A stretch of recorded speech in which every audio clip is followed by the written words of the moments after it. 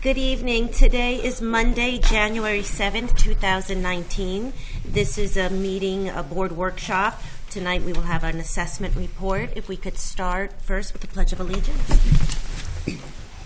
I pledge allegiance to the flag of the United States of America and to the republic for which it stands, one nation, under God, indivisible, with liberty and justice for all. Okay, this is our first workshop of the new year. I'd like again to wish everyone a happy new year. Carla, you want to start off a little bit with what we're going to do tonight? Sure. I don't want to steal Dr. McDonald's thunder here, so I really would like to turn this over to her and our administrative team. But this evening, all school districts in New York State are obligated to make a public presentation of their student performance data. So that is the presentation that the board will be viewing. Certainly, we welcome any and all questions afterwards or even during if there's a particular slide or piece of information that you want to understand better. Dr. McDonald is going to lead off. The format this year is somewhat different from years past. The board has given us some feedback about some changes they'd like to see in how we present data. Dr. McDonald, I know, has collaborated with a number of assistant superintendents throughout Westchester County, and they brought together all of their presentations. They looked at what they thought were the best ways to present data to the board and their school communities. But I want to emphasize that we are not just starting here in January analyzing our student performance data. This data from last year started to roll in late last year and then throughout the summer and even into the fall. And our admin team and the teaching staff has been working with this data for the past 6 months and analyzing it and using it to make informed decisions about what we teach, curriculum changes, and various different types of assessment data that is very valuable to us as professionals. But again, this is for the public, this is for the board, and I'd like to turn it over to Dr. McDonald. If I could just add, I thank you for saying that, because I was going to also add that, very important, that this is not just coming, this data is not just coming to us now, that the administrative team's been working with it for months. I will also say that the information was ready for us in December, and it was a board decision to present it in early January as a way to start off the new year, and we didn't want to do it in December when we felt like it was just a busy time and such important information. We felt it was proper to start it off in January, the beginning of the year. Okay? Thank you. Come on around.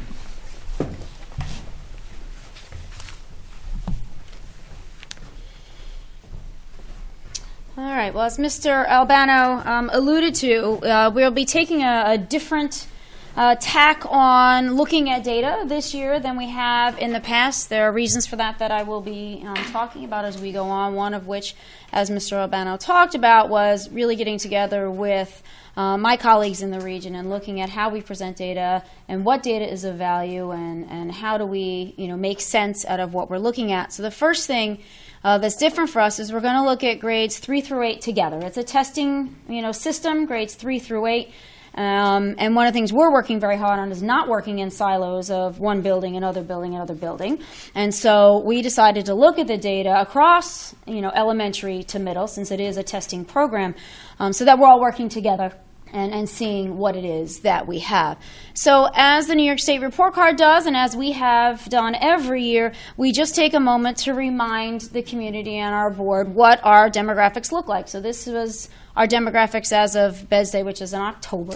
And so as you see, we've been over 1,000 students now for years. We're actually at 12, I believe, today in total students, including those that are out of district. And one of the things that I have always told people who ask, how do I like working in Tuckahoe? I say one of the most wonderful parts, there are many wonderful parts, so it's one, of the most wonderful parts of when I was learning about Tuckahoe before I came here is that this district really mirrors the United States. So when you walk around this hallway, you're walking around and you're looking at a community that looks like your country.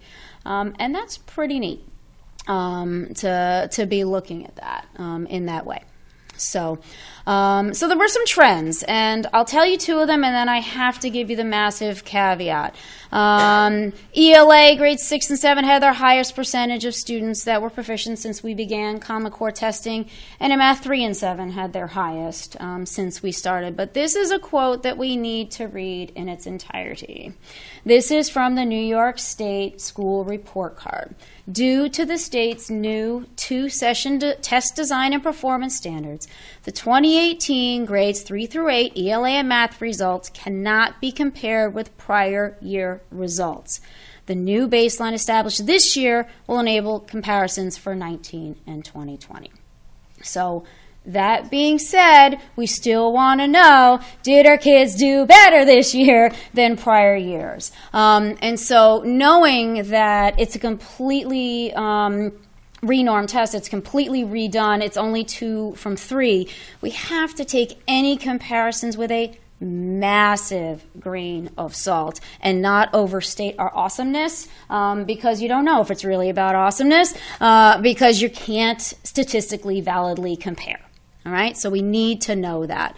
So just some updates so people know what's happened in testing over the last few years here, and this is state testing world. This was the first year that they reduced it from 3 days per content area down to 2. We have been in untimed tests for 2 years now, so students can sit there all day with the test if they wish to. And they changed vendors last year so that the test questions are now being reviewed and written by teachers. This year they've increased the number of questions we can see. They've released 75% of the test questions now, and that is extremely helpful when our principals talk with you about data analysis, being able to actually look at the items students actually had to perform on. And they really changed out some of the reports, especially the parent reports. You can't read it from here, but this will be available on our website. But it just gives you some of the things they attempted to do with the parent report that came home. They tried to make it a better, more easy to understand and read. They tried to make the results better in context and to give some helpful next steps for students. They tried to simplify the explanation of what the students are being asked and know what they're able to do. And they tried to make over here in a big, huge box, this is their score and that's what level it was and this is where they were last year. All right, so they tried to make the reporting for parents a little more informative and hopefully more easy to read. That was new this year. So I thought it might be helpful to just take a moment to tell you what are these tests, sort of what do they look like, and a sample question, right? So there was a question on the 5th grade test. It was about, an author wrote about the young man and the sea, and they had to read it. We're not going to read it. Just the question that a 5th grade student had to write about. How did the author's reasons for making the voyage change over the course of his adventure? Use 2 details from the article to support your response. If you just take a second to think about that, they're not asking about the character and what the character went through. They're actually getting down into author's purpose with a 5th grader. Why would an author make the decisions they made in the telling of this story, not just what did the character experience? That's pretty big stuff for a 5th grader to have to try to process and to make sure that they're showing evidence from the text. And that's something that we work on quite often, and our Writing Revolution helps us with that writing as well. They do multiple choice and open-ended questions. They're applying their knowledge, and in the open-ended response is actually explaining. And they do read texts to write constructed and extended responses. That's what's happening on that test. So you're going to see 3 slides for ELA and math. The first one is going to be for each of those grade levels, 3 through 8. How did Tuckahoe do compared to Westchester and compared to the state?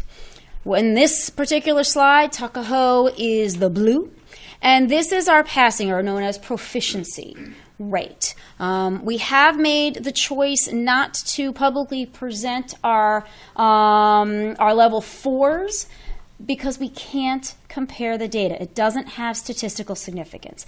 I can tell you that Tuckahoe did increase both from the 3 through 8 in our level 4s, our mastery kids. They all went up by 4 percentage points in ELA and math. The state went up by 3. Some of our locals went down. But it doesn't mean anything because we can't count on that to have meaning. So we and many other districts around us committed this year, in this year of transition of understanding, to just be representing our proficiency in this form. All that data is available on the web. You can pull it up yourselves. Anybody watching at home, it's on the state report card. But this is really how it's being presented this year. So that's just 2018, one snapshot. And you'll see that the tall blue bars, that's what I referenced, 6th and 7th had their best years for ELA since Common Core began. So the next slide will show, and how did those grade levels, no, we're going to talk about this one. Sorry, forgot I moved this slide. Look at the last set of bars to the right. 8th grade seems kind of lower than everything else, right? Not only for us, but for Westchester and the state. Sorry, I didn't switch slides. And so what we looked at is we tried to see, well, what's going on in the not testing world, right? What's happening in terms of our students and parents refusing to take state tests, and is that having an impact?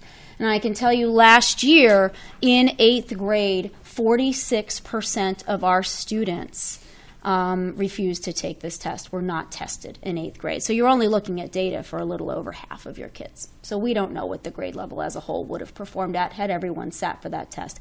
8th grade, that hits for a couple reasons. One is your algebra kids don't take the 8th grade math test. May influence them then to say, well, then why should I bother taking the English? They're older kids. They're on their way to Regents World. They don't care. There's many reasons why. Or a family may say, I just don't think that this is valid. I don't wish to have my children involved. There's tons of reasons why. But 8th grade last year had a significant test refusal in ELA. District-wide, however, test refusal is the not tested students, I will call them, because we don't test algebra students, has been coming down. I chose this set of years because 2013-14 was the first wave of Long Island opting out of state testing when 80% of some districts or more opted out. It did not hit us that year. It hit us in 2014-15. And this is grades 3 through 8 without 8th grade math, because again, algebra doesn't take the test, so it would have skewed everything in a very bizarre fashion. So you'll see every year since that first year of an opting out kind of test refusal wave hitting Tuckahoe, we've had more percentage of kids testing. And in our younger grades, we see people coming back in to saying, now that it's shorter, now the kids don't feel the time pressure, some more families say, okay, well, let's just do it and let's learn from it and use the data. But as you can see, we're still at, the 20% mark for ELA and about 18 for math. That's, in a small district, that's a significant chunk of missing data. So not only do we have the state telling us don't go comparing data, we have missing data. Right? So we need to really be careful what kind of conclusions we make based on these results, and I think that's why the work our principals do on actual item analysis and figuring out how are kids performing on individual items and what can we learn about our program has significant value. All right, so our second slide compares on a grade level how kids, so it's different kids, same grade, how they've done over the last 3 years. And so green is this past year, the 2018 year. So you'll see that the third graders, different sets of kids each year for the 3 years, was in the 60s and 70 range. And it's just, it's data. It is what it is. And so you see that 6th and 7th really came up this past year. In ELA and math. One thing I had told the board that I would do this year, I did on the next slide, which was, to me, a more interesting look was, well, how are cohorts of kids doing? So the same kids that went from 3rd to 4th to 5th, how are they doing? And so I pulled that data. So what you're looking at is, for instance, on this one, this is this year's 8th graders. How did they do in 7th grade? How did they do in 6th grade? Right? So this is, in essence, a set of children. However, different children opted out in each of those years. So it's not purely an actual cohort of children. Again, the challenge is when we have test refusals of trying to have meaning out of it. So, we certainly love this story that last year's 7th graders have been growing like crazy, right? Since this was them in 7th grade, this in 6th, and this in 5th. But I can't assure you that these are the same exact kids. over those 3 years, depending on family decisions as to who was test refusing and who was not. And I can tell you that in this group, there was definitely more opting out of every one of those years. Again, 8th grade being the largest opting out year historically as well, not just this past year. So let's move to math a little bit. Just to tell you what math is looking like, a lovely sample question. Again, picked grade 5. Good old Lori and Maria bought juice to make fruit punch. Maria bought 5 bottles of juice, each containing 750 milliliters. And Lori bought 4 liters of juice, so different measurements, units of measure. Based on this information, which sentence is true?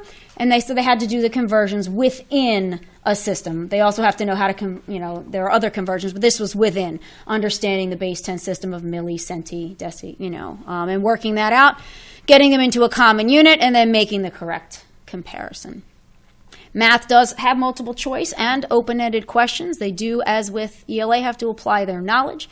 They do have to explain their reasoning. That's why we do an awful lot of writing in math these days in the writing revolution. Your principals will talk about that. They do have to solve, they call them real-world problems. I like to call them realistic problems because it's not an actual real problem because they're not, it's on a test and it's not happening today. There are real problems as well that we talk with kids about. How do we solve current problems? But they are real-world based. And they have to interpret graphs, charts, and tables in addition to just reading a problem and solving with the information that's there. So here's your performance. This past year, you'll notice the 2 top bars. Those are the ones I referenced before the huge caveat of don't compare these to prior years. 3rd grade and 7th grade had their best years yet since this testing came on in terms of our kids and proficiency. Tuckahoe is the blue bars, Westchester is the red, and the state is the green. So in all cases, Tuckahoe did outperform the county and outperformed the state this past year in terms of proficiency. They did also, as I mentioned before, outperform the state on their growth in mastery as well over the 3 through 8. So this is on a grade level, how the grade level did. I don't know if anyone other than me remembers this beautiful little 0% last year of passing the 8th grade test. We only had 16 kids take it last year. All the algebra kids didn't take it. Over half of the kids in Math 8 opted out and refused to take the test. And the 16 that did show up that day and hand in a test got a 1 or a 2.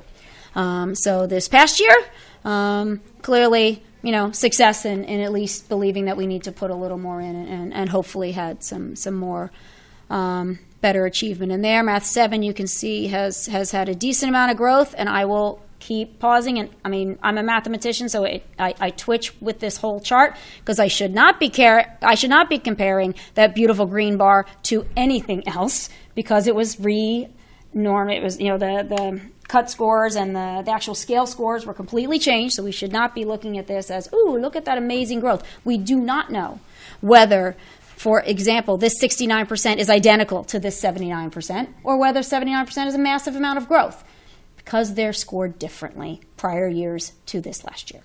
But it's a data point I offer you in hopes that it gives you something to think about.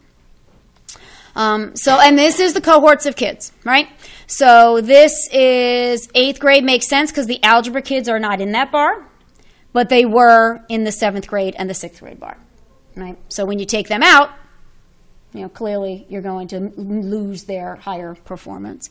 This is last year's 7th grade, so these are kids currently sitting in 8th grade and how they did when they were in 7th grade, 6th grade, 5th grade. And so that's your, again, cohort, but not really a cohort because different kids test refused each year. And so that we're also understanding each of our grade levels is a little under 100 or about 100 right now. So every child's worth one of these percentage points or more. So you have 2 or 3 kids that go over the line from 2 to 3. It looks like a great success in mastery, and they go the other side of the line, and it really, you feel the pain. Our kids, there just aren't a lot of them.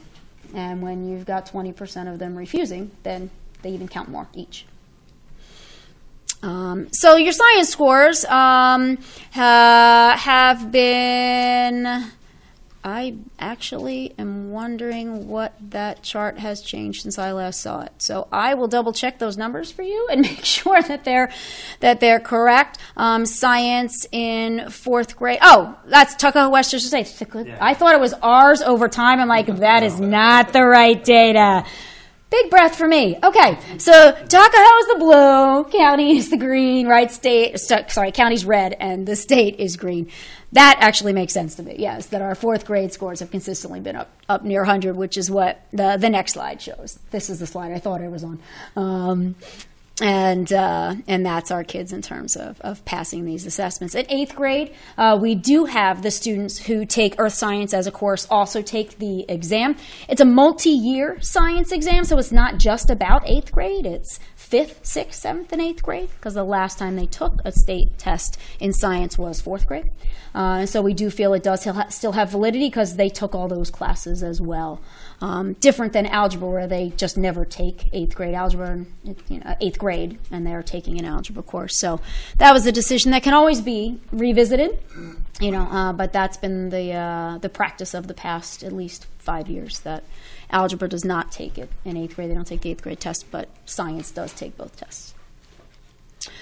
Given that we have incomplete cohorts, we're not allowed to compare the data to any prior years, I wanted to provide both the community and the board with a little bit of other data that we also collect and use and value. I feel that though it is not a required part of what we show to the community and the board, we do other things to figure out how our kids are doing. Right? So I decided to pull some STAR data. Renaissance is the company. They created an assessment called STAR that has been our normed-based reference for 6-7 years at least. So I just pulled 2 years prior to last year and last year. Just to give us sort of and these are averages, middles. These are like the middle of the road, right? What's happening in the middle of our kids. And it was so interesting for me to see that informative assessments mean that they guide our instruction as we go. It's not an end-of-course assessment that says, okay, master or not. Right? It's not summative. It's, okay, well, where are we now? How can we guide and change instruction based on what we're learning to form our instructional decisions? I kind of think of it that way. And what was so interesting to me, saying, all right, well, let me just pull these 2 years, is that every single grade level, 3 through 8, in their grade equivalency of reading went up from a couple years prior. So that's telling me that the resources we use to teach kids how to read are being used well, and it's increasing their ability to read. Grade levels are moving up. It's telling me that the writing that we've chosen to do, because that's the year we started it, was 2015-16, is probably also having a positive impact. Doesn't mean a different program can't do as well or better, but with what we have right now, every single grade level did go up in grade equivalence. From 2015-16 to 17-18 on the end-of-year STAR. This includes almost every kid because they sit in class with us and do it. There's not a test refusal concept to STAR. So this, I could believe a little more on the cohort if we wanted to look at that. So I, of course, pulled the same, because I'm a math person, I'm going to pull the same exact years, the same exact data on math, and look at that, the same thing happened. For some reason, it's not pulling me the report from 2015-16 for 3rd grade, so I don't know what happened with data collection that year. But the same thing is happening that we have had on a grade level. Again, so different kids, 2 years apart. So it tells you a little more about program and teaching and instruction as opposed to individual children, how they're growing. It's showing you that some good things are happening in classrooms in terms of kids' grade equivalency in their math ability, what they're able to produce has gone up. So we thought that was good to share. Another thing that we do in terms of formative assessment, you have seen these exact examples in the spring in the elementary. They're just ones that our writing liaisons brought to you, just for a reminder. And if people didn't happen to tune in then, we use the Writing Revolution as a writing system, and we do formative assessments, one at the beginning of the year. Sometimes we do middle, but we always do end of year. This was a 2nd grader at the beginning of the year. This summer I went to, I'm not sure where, if someone knows what that word is, and there was 3 dogs, and my friend Isabel was there. This summer I went to a party, and it was a pool party. So you can see the misspellings, the pieces, and writing about summer at the beginning of the year. And this is that same child in March. They're now using a quick outline where they have to write a topic sentence. They know they need 4 pieces of evidence. They need a concluding sentence, and then fleshing that out. Where this child is using things, spring is my favorite season. Spring is a season for me that I have lots of my friends' birthdays, like and lists the kids, exclamation point, understanding about the different ways that we punctuate. Goes on, starts a sentence with although. I love basketball. I want to play. They're learning about change of direction in sentences, some really positive work. And that helps us then know, all right, what's the next thing to do for these children? So I think at this point, I am going to turn it over then to our principals to talk about, with this data being there, what are we doing? What did we do last year to help support this growth and learning? And what are they, as new principals at the K through 8 level, doing this year? All right, so good evening. And so for the next few slides, we're going to talk about some K to 5 academic supports, and we'll talk about some K to 8 connections. So to start off, so I'm going to click over. Okay, I'm just going to bring them all up here. Okay. All right. So in reading, at Cottle, reading libraries aligned with the standards are available in all classrooms. They consist of leveled reading books, and we continue to implement the Reading Wonders literacy program. That's in reading.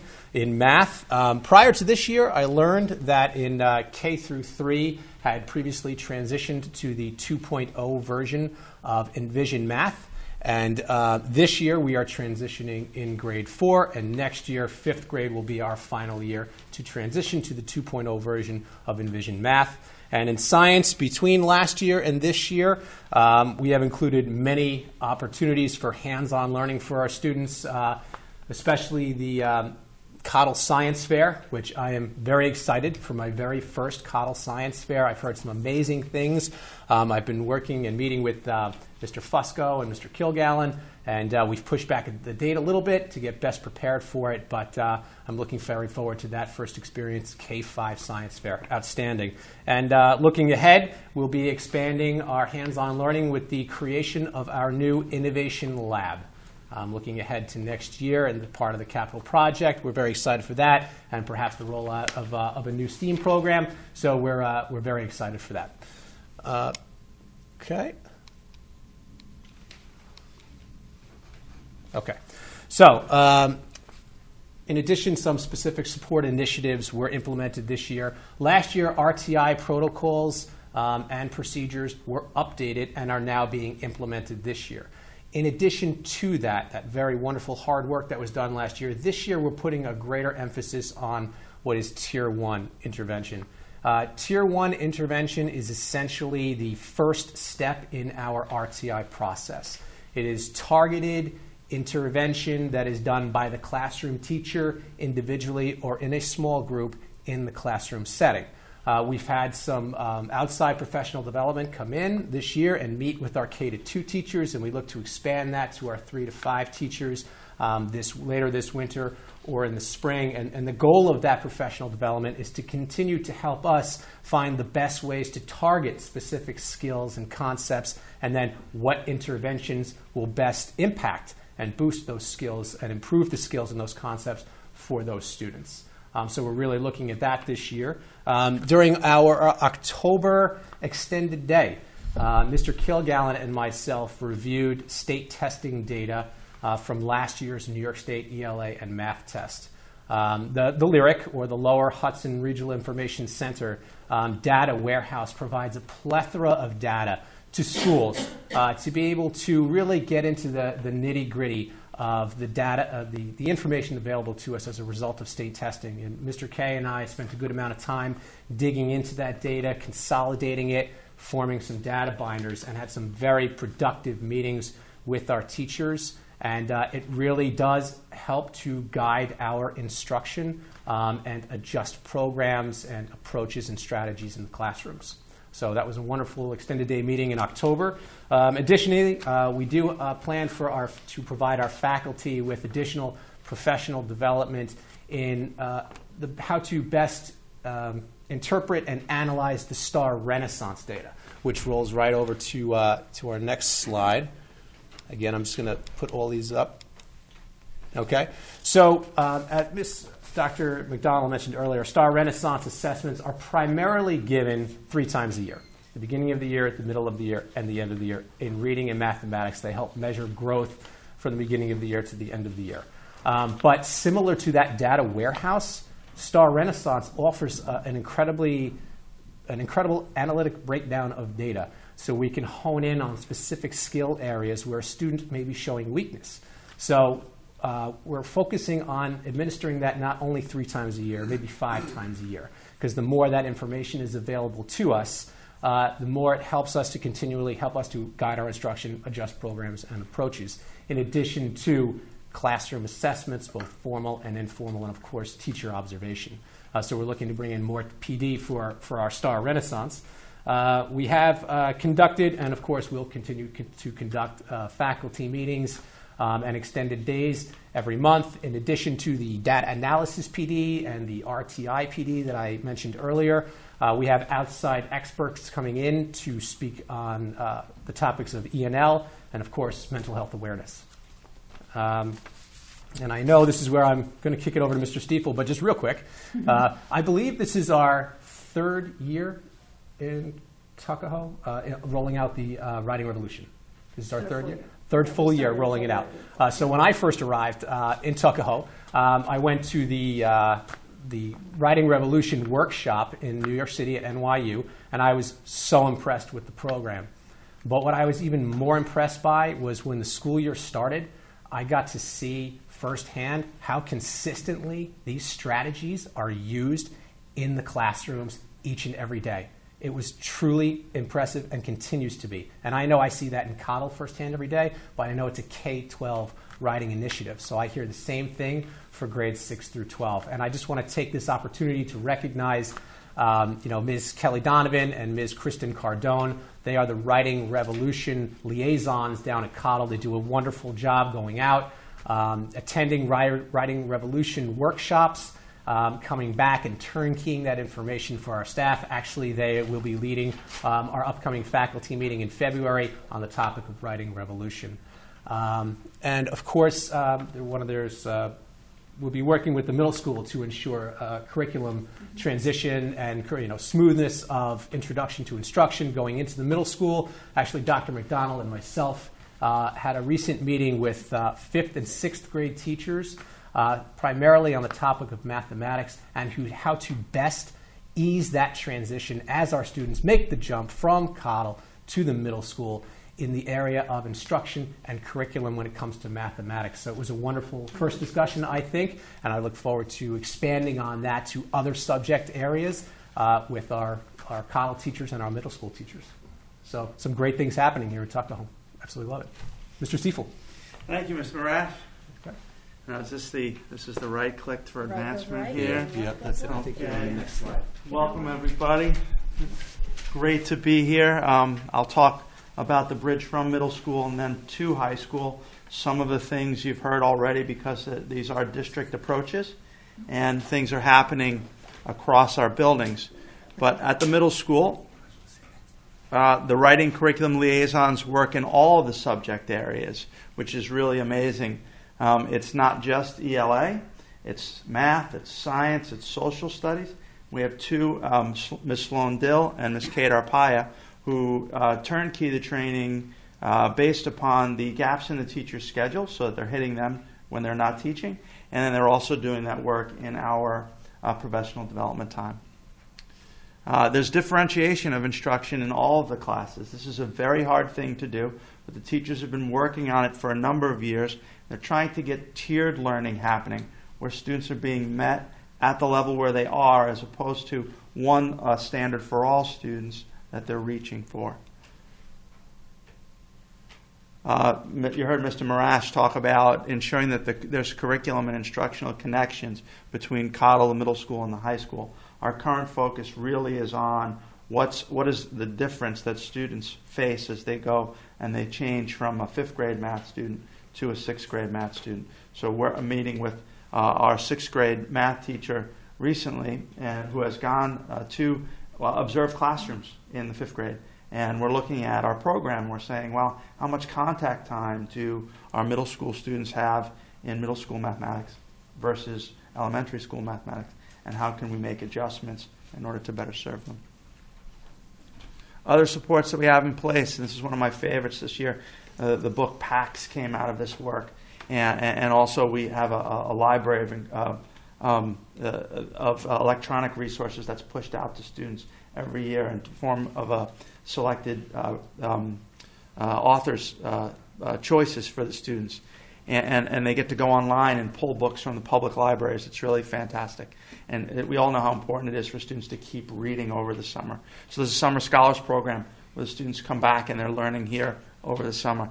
One of the most valuable times I see in the school, and I love walking around and sort of being a coach and a cheerleader for the kids during this time, is they're here working after school. It happens before sports and before clubs for about 30, 35 minutes of time. It's not private tutoring, so the numbers sometimes get a little bit unwieldy, especially when there are tests coming up or things of that nature. But the fact that Tuckahoe students will regularly stay late to work hard is a testament to the way they think about their own learning. And then there's the issue of placement. And in my next weekly, I'll be talking a little bit about this. How do we make the decisions about which students advance into accelerated courses and which one remain at their grade level courses? These are important decisions, and we use data that you've seen and, in addition, teacher recommendations in order to make these decisions. But it is so important to get students in the right classroom at the right time so that they're feeling like they can achieve as opposed to feeling like the pace of the work is beyond what their current capacity is. The 6th grade, and you saw this data pop up in the ELA scores with some of those wonderful blue bar graphs in the 6th and the 7th. We currently blocked so that each student is getting a double period of ELA with the same teacher on a daily basis. That has had a dramatic effect on their improvement. And we're wondering how we can leverage that time in order to include other subject areas into it. And then we're also thinking, well, maybe that we need to increase time in other areas as well. I believe that is my last. Oh gosh, of course, ongoing team meetings. These are more for the local student work. So if a student is struggling in a particular class around particular assessments that are happening during testing time or during writing essays and so on and so forth, the team can meet in order to figure out what's working in one class, and they share that information with another teacher to see if they can better access a particular student. I spoke a little bit about the tiered model, support model already. The academic support classes, we continue to monitor these. These are our AIS classes and English and mathematics. Which students are in them in which grades? How do we make the decisions about who gets to take AIS classes? Is this a tiered model, or are all of the students put immediately into an AIS class? Is there something we can do before that level of intervention? Spoke about that already. And then we have ongoing curriculum review as part of our professional development. We're wondering about programs in mathematics. We're wondering about Common Core versus Engage New York versus investigations, which the students are getting in 5th grade, and how can we present a coherent curriculum. And the Just Words program continues, and it's fantastic. And I spoke to you already about the writing liaisons and about our 6th grade math teachers visiting the 5th grade. We're so close. I think we should do that more. I think we should have our teachers visit and of course the high school teachers visiting the middle school as well. All right, Dr. Lenahan, I think you're up, sir. The clicker, let's see if we're right. Yeah. All right, thank you. Good evening, everybody. I'm here to present high school data on the Regents exams. Similar to Dr. McDonald's presentation, you have in the blue is the Tuckahoe scores on Regents, and then Westchester and New York State. Just to give you an overview on these courses, Algebra, Geometry, and Algebra 2 all scored 95% passing, and American History was at 94%. ELA and Global was between 85 and 90%. So we've exceeded Westchester and New York State in those subjects. Moving along to science, Biology and chemistry, we scored at 95%. Earth science, this is middle school earth science, 90%. And physics was 88%, all well exceeding the Westchester and New York State standard. Moving along from the regions to APs, advanced placement exams are mostly we have a couple of sophomores taking computer science, but juniors and seniors. And just to give you analysis there, we have basically the number of tests taken on top and the number of what the students scored, 3 or above. Just to give you some information, scoring a 3 is considered a success on an AP exam.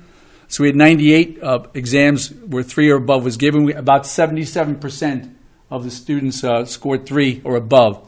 It was 65 students took an AP course, and 50 students got 3 or above on the AP level. AP exams, just to give you an overview on how we scored. 3 or above on computer science, art, AP calculus, government, AP psychology, Spanish, and English literature. On the other courses, Italian, chemistry, bio, and history scored an average between 2.6 and 3. We had one student take Japanese, an outside course, and she did very well and got a 5.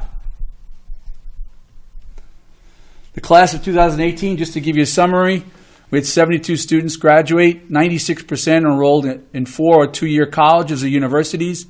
Scholarships offered from colleges or university was $5.7 million for our students last year. Obviously, they couldn't spend it all because they had to pick which college they went to, but they would have liked to. But that being said, they had opportunities in a number of various institutions.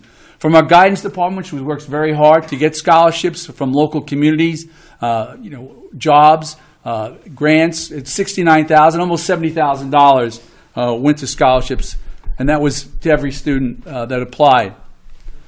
Some academic data on the class of 2018, 29% of the graduates were named AP scholars by the College Board, which means they scored 3 or above on 3 APs. 50% of the graduates were AP students in their high school career. 7 students of our graduating class were AP scholars of distinction, which means they took 5 exams and averaged a score of 3.5 or higher. Some mastery data, more than 40% of the students, this is on June results, more than 40% of the students achieved mastery, 85 or higher on chemistry, biology, English, U.S. history, global history, algebra, and algebra 2, Regents exam. Middle school also did very well in mastery, earth science, and algebra 2, well above 40%. So congratulations to the middle school teachers on that and to the high school teachers as well. 40% of our graduates traditionally receive advanced Regents diploma. A lot of high schools are going away from the Regents at the higher level in geometry and algebra 2. I will submit this is the higher level Regents courses I've said before publicly are very rigorous, and I would question the courses that go away from the higher level Regents and with their rigor. I'm sure some are very, very diligent with their rigor, but overall the state provides this vehicle to measure rigor across New York State, especially for the higher level courses. So we really do encourage our students to go for an advanced degree. 25% were advanced with honors, which means they earned the advanced Regents diploma, but they had a 90% average on all their Regents. So 50% of our graduates traditionally attend Tier 1 and Tier 2 colleges and universities. And our SAT scores were up about 11 points in English, and math it was pretty much flat, down only 2 points. We'll work on that and bring it up next year. We talked about the writing revolution, some initiatives here, and I thought I would give some math examples. One of the real hallmarks of the writing revolution, when Carl and I were in the meeting when they presented it, I think Ellen was just on board then. Was basically it teaches you strategies in writing, the mechanics of it, which for most people find very boring. 10 ways to use a comma. Where's the semicolon go? It's not exactly the most exciting thing in education. But students need to learn it to be proficient writers. And what this does is it allows the students really to incorporate the strategies of the mechanics of English in their writing. The second part, and that's why I'm showing math, is basically it really allows students really to do more critical thinking, go to a higher level. So here's how the writing revolution would be used in geometry, and this is a really relatively simple one where they give a fragment of a geometry statement, and the student has to complete it with the correct geometry answer. But first they have to identify if it's a sentence or a fragment. So there's an integration here of ELA and math. So they would fill in the blanks there, obviously something you would do very quickly as a do now, just to see where you, as an assessment. This one's a little more complicated, so I have notes on it. It's geometry, a triangle, and basically, what you do is you take the triangle PEN, and you have two angles. P is 40 degrees, and N is 80 degrees. And the question is, what side of the triangle is the longest? So the answer is PE is the longest, and the students would then fill it in because why? It's opposite the larger angle, so largest angle. And that's one way of doing it. So they fill it in. You notice they have to complete the sentence and obviously know their geometry to do it. The second aspect is even more complex because now what they do is they reverse it. If it's the longest angle, and then they use the conjunction but, which means you have to do the contrast. So the answer you got in the first part now has to be a contrast. So they basically they give you the angles and say, okay, how would it be the shortest side? So they actually reverse the logic. So it's some really applied thinking there that students have to apply. So they're using the writing revolution, but the point of the math program here is really to show you it's not just English, it's also getting you to really do some complex thinking. So Kate Apaya and Sloan Dill met with the high school math department last Wednesday, and just to keep moving forward in this area. But as it was noted before by my colleagues, this is used across the board in all content areas. Some more, obviously, social studies and English afford it more. But even in chemistry, Ms. Velocio, Mr. Trehi do it in science as much as they can. Some supports, aforementioned already. I guess they're not all coming out here. All right. Data analysis. We talked about the Regents item analysis. Mr. DeBellis has been instrumental in that. I thank him for his support in all the item analysis. Extended day meetings. We have in February coming up, basically E&L, professional development for the teachers, and on mental health in March that Dr. McDonald has arranged. We talked about the peer tech coach for support in instructional technology. This is an ongoing effort. James Moore and Dr. Mosier have been terrific. One is their relationships with the staff, which is critical, and their ability to know the staff and know what level they're at as far as technology goes. We had a lot of new hires this year. It was critical to get everybody on board with the writing revolution and obviously with technology because we feel we're way ahead of other districts with regard to that. I mentioned the writing curriculum liaisons on all subjects. We thank all the English teachers who also take the lead in the high school, Ms. Diarco, Ms. Vincenzi, and Mrs. Iverson now, who work with our students and support the other teachers. There's a research project with Mr. Trehi's working on with the writing revolution. Going further, we talked about differentiation. It's a given with technology and with things like the writing revolution. It forces teachers to differentiate, and they love doing it because it impacts learning. We talked about connections between Cottle and middle school. Visual literacy, it's my next slide. One of my favorite things to do, and I'm going to take you back to that. This is a retro from last spring. I showed it to you basically. The point of visual literacy is this. For the readers, it really gets them skilled in analysis in a visual world. Just pick up your phone and take a look at the pictures, and it tells you. So if your student's a very strong reader and they love to read, that's great, and it's going to help them academically. But when they get out in the world, they have to have a visual skills and also the comprehension and reading. So what the program is that. So it gets the readers in the visual world, the non-readers, into reading. So if you're a non-reader, basically you're there to compile a film about what you read. This becomes a digital essay. So I'm going to hit it and play it for you now. I'm just going to check the volumes. Go ahead. I forgot to check the volume before we started. Playlist. Yeah. That's all right. Well, I'm just... thank you. Sorry, I forgot to check your volumes before we get started. This is just a teaser anyway. We're not going to show you. We showed the whole thing last spring. But it's just a reminder. Yeah. This student read the book. It was part of, we have a student choice reading program. There are few settings in this film which represent the main character's life before and after she decided to change, in addition to showing the methods to use in order to improve her lifestyle.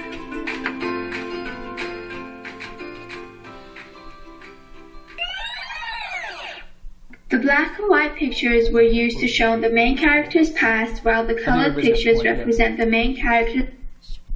All right. You want to do Thank you, Ms. DiArco. You want to do this? I want to go back to the business one. That's your visual. Okay. Virtual job shadow. The second part is, this is one of the things we've done in guidance, especially with careers for the sophomores and going forward. And we use this in the business club also, is how do you apply what you're learning in school to real actual life and career, get students thinking about careers. So the guidance department evaluated basically a program on careers and jobs out there for students. And this is called Virtual Job Shadow. And there are 510 jobs out there for students. And I worked with the students at lunchtime on the business club, and I'll just give you a sample of what, this is another teaser too. I know you want to see the whole thing, but I'm not going to show it to you because we want to have, all right, there you go. This is Joe Scharfenberger. How are you? I'm Joe Scharfenberger. Went to St. John's University undergraduate and Columbia University graduate school. My job title officially is the general manager of the small business financial services business here at J.P. Morgan Chase. That business has the responsibility for any small business customer that does business with J.P. Morgan Chase anywhere in the United States. Going to have a great year. It gets me excited to be able to come in every day, working with a tremendous group of people. The day is usually dominated by meetings. For the breadth of the meetings, scan everything from business performance to strategic planning to mentoring, counseling, and coaching with people that work directly for me. I heard good things through the grapevine. We are in a very, very competitive industry, financial service. So he takes everybody through what it is to be, a VP of finance, for a major firm. And we have one on accounting. Like I said, there's 510 jobs out there that the students really have an opportunity. Mr. Tolles and Mr. Koss will be going into the sophomore classes in the next couple of weeks to introduce this program. I've been using it with the business club, and we really want to, we've all been through this with our own kids at home where I want to do this, I want to go to marketing. Well, what's marketing? I really don't. I'm not sure, But, and we want them, and just like we talked about the internship program and how that's been a big success, so students really find out what they want to do and what they don't want to do. This is an easy way for students, really. And it backs up, especially, we just talked about math and science, applying what they're learning in the classroom to real life, and hopefully get them thinking about the next step after, college. So I believe that it's time for my thank you. Okay, all right. Thank you. Okay. Thank you.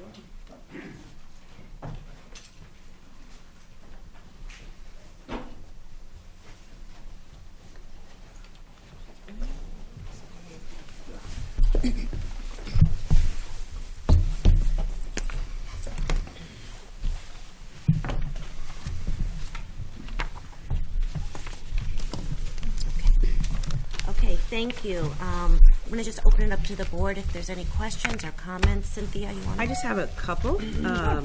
So, I'm glad to see that you're looking at a lot of those benchmark assessments through the year, and I wanted to ask, will it be available to see, sort of, when you look at that data, is there going to be, areas where we can see where the strengths are, where the weaknesses are? Because I'm thinking, on a board standpoint, if you need, say, more programs, more support things, that would drive some funding issues that we have to think about. So I'm just wondering if that's going to be something that you're going to look at, exact skills. Is it in math? Is it in ELA? Is it in certain portions? Just curious. Yeah, any one of us can answer that. Yeah. Anybody, really. Just need to stand to the microphone. We just need to be at the microphone so those at home can hear. Thank you. That's a really important question because the data should inform and drive the decisions that we make around the resources. And I know next week we have scheduled our budget planning sessions coming up, and this data is informing those conversations. So as we look at where the areas of need are, of course we want to channel the resources in that area. And just one more thing, and this might involve, because it does involve some of the, I heard you talk about, and I'm hoping it's going in this direction, with the middle school, you're looking at the math and sort of how much time, instructional time they're getting in the 5th grade versus the 6th grade. And does that mean that you're looking at, will there be an idea to sort of add an extra math class or extra labs to support math? Because I know in the literacy programs, there's the double blocks of time. Yeah, so. we certainly have to look at that. But as a scheduler of many years, I know that time doesn't come from Right. You know, the ether, that time taken from one place has to be removed From somewhere else. So, you know, those are decisions that we have to make together, collaboratively, and based upon what's perceived to be will have the greatest impact on the students. It's also interesting to think about more math for students and how it plays out in their day, where they already have a session of mathematics every day, perhaps a session of AIS math where they're missing something. Now we'd be talking about potentially adding another session, and now it's a third of the student's day that they could potentially be in mathematics, and then you begin to wonder about what their endurance level would be to sustain that. So those are really important questions that we're considering. If I could just add something to that, while we're on the subject of budgets, and it was mentioned about the 6th through 8th grade supports, about the extra help after school. And I was very pleased to hear you say that the halls are full and the classrooms are full. And also, we do support, the board has supported for many years now, the late bus, so that the students can take advantage of the extra help. But I do think that from the time my kids were in middle school and even high school, that one of the issues has been the overcrowding of the extra help classes. And so I would like to see some discussion, now that we are in budget talks, what could maybe be proposed to enhance that extra help after school. Because we don't want to... kids who are interested in coming, we don't want to disinterest them. They come, I mean, I know my own kids used to say there were too many kids or there wasn't enough time, and I do know, and I don't want to say it as a negative towards the staff, because they are here. They are here in the morning, they are here at lunch, they are here after school.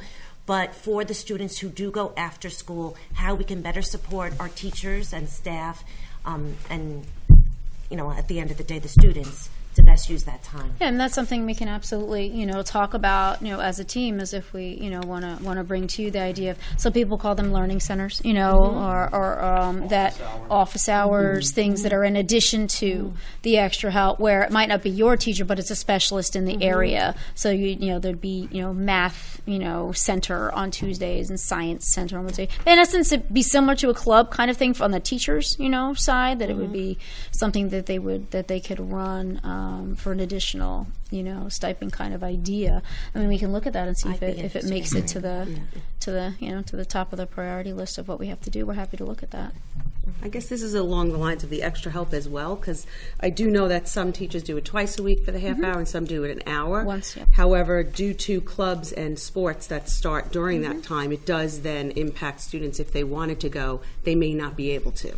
For the full hour, that's correct. But our teachers do have the contractual option to do 1 hour in a full hour once. No, I'm thinking of sports programs and things. Could those start later to not interfere with that hour? With that hour. The that is in terms of practices. Yes, we don't have complete control over game schedules, right? No games. I know. So right, but practice schedules. I know that Mr. Goldberg works incredibly.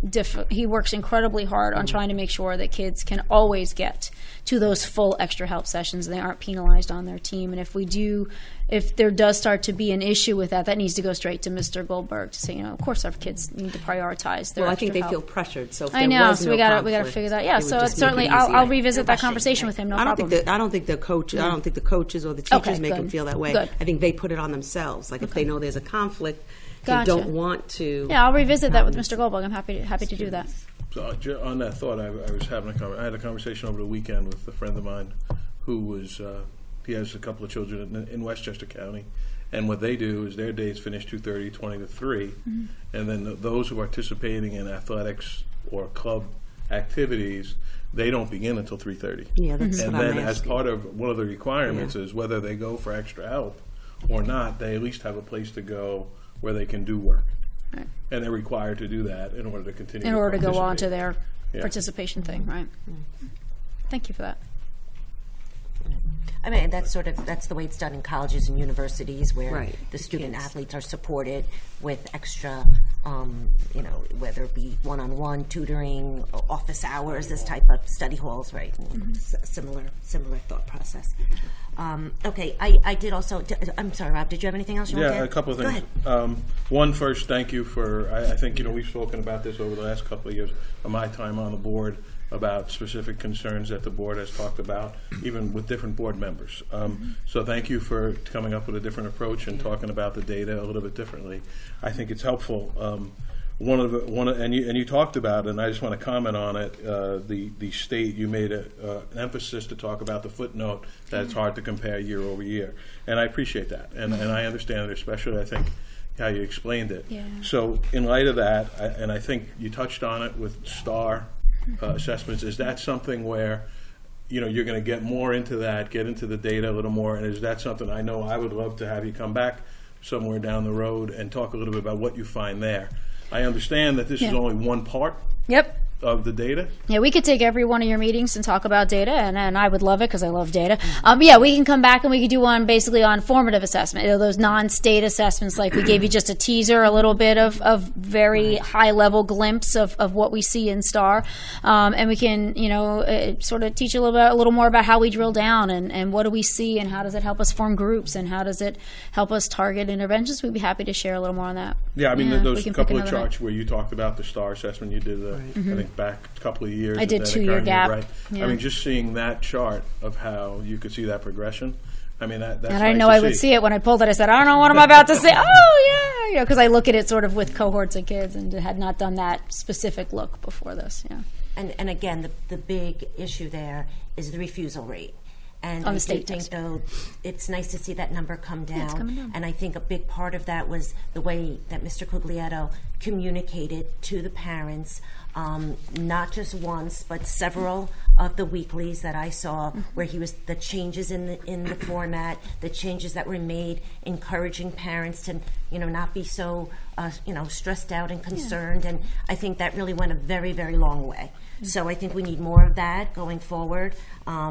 And I look forward to the day where we can have because every year something, yeah. I mean, I'm hoping again, next year I should be able to say, okay, we can actually compare this bar to last year's bar. We have enough similarity in data. The test is similar enough. I'd love to be able to do that. I would too. Yeah. But I think it is important that we communicate the changes to the parents, and I just think that that's really. And I think if that's done in the middle school where it was not done last year, and that maybe we won't see that drop off rate in 8th grade, and the importance of it and why it's helpful, and just in terms of maybe not for your child, but for the future, for the next class and the class after that, and for our programming. And I think that that's something that if parents understood that it's not necessarily going to maybe be a measure for my student, but it is a measure of the program that we're offering, and that's an important give back.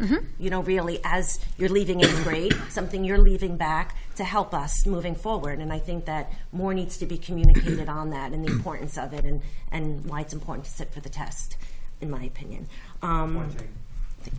And let me just say, because I just did make a few other little notes. Daz, was there anything else you wanted to say? No, go right ahead. You're good? And I did think, Mr. Maresh, I want to thank you for your words about the writing revolution, because you're a fresh set of eyes. And I always love a fresh set of eyes. And that you saw, really made an impact, and you were impressed. And if you're impressed, we're impressed. And I think that's great. So I want to thank you for that. And I think that was all I had in my little notes here. As we're thinking about the impact of writing revolution, it makes me think of this slide when we're talking about SAT. It's called evidence-based writing and reading and writing, the ERW. It's not called reading anymore.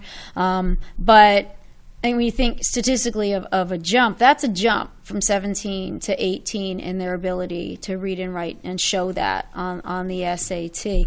The math isn't a statistically significant 2 points either way. But I look at that and I go, well, we changed how we teach them how to write. I was going to say, I think those are the things. We changed how we teach them how to write. And isn't that interesting? And that's the group that had 2 years. And so that's also a new comparison, because the right, test because has 17 is the new test and 18 is the new test. So we can at least they're similar enough data. If we go back too many years, the You're not gonna be able SAT to do isn't it. similar enough. Exactly. But I those would 2 years like are to see similar there, enough. I did write this And down, so, though, about yeah. the So- ACT, because I do know Yeah, we that should- more yeah, of we'll our pull the students we are. taking That's the true. ACT, Yep. and I would like to see that. Let's pull that in And- next yeah. year, definitely. Yep, thank you for that.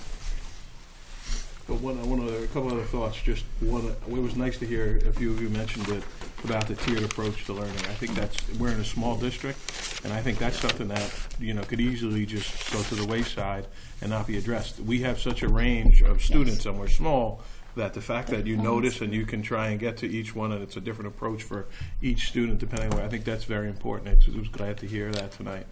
And then lastly, just as, again, going into the budget season, and look, we're huge advocates. We love the data. I think the data could help us make decisions when we have to make decisions of where we're going to spend money, especially as we look at the budget. Any other? So if I, in closing, first I just want to compliment Dr. McDonald for pulling this together, and our entire administrative team, who, it was a collaborative effort, certainly the lead taken by Dr. McDonald. But later this week, our district is working for 2 full days on a strategic plan. We have 25 participants. We have community members, we have teachers, we have administrators. We also have 2 of our board members. I'd like to thank Rob and Cynthia, who took 2 days off of work. And we will be working with a lot of this data that was presented here this evening, but also with feedback that was collected from various constituents, from our students, from our staff, from community members, from parents, and our board as well. And I'm really looking forward to that, because as I listen to all of these initiatives and these outcomes, it makes me think back 5 years ago when we initiated a 5-year strategic plan. It was wrapped up in June, but so many of the things that we heard about this evening simply did not exist in Tuckahoe. The writing revolution was not here. The current RTI model that we're using did not exist. The number of AP offerings that Tuckahoe has did not exist. The PD, the teacher leadership, and we really, I've heard it said a few times, but you got to compliment the teachers for getting behind these initiatives, because nothing would happen without teacher leadership and teacher buy-in. And I'm leaving out another dozen major initiatives, but I think you get the point that a result of that 5-year strategic plan, it really paid off, and I'm looking forward to creating the next strategic plan with this team that we have here this evening, and I think some amazing work really is in front of us.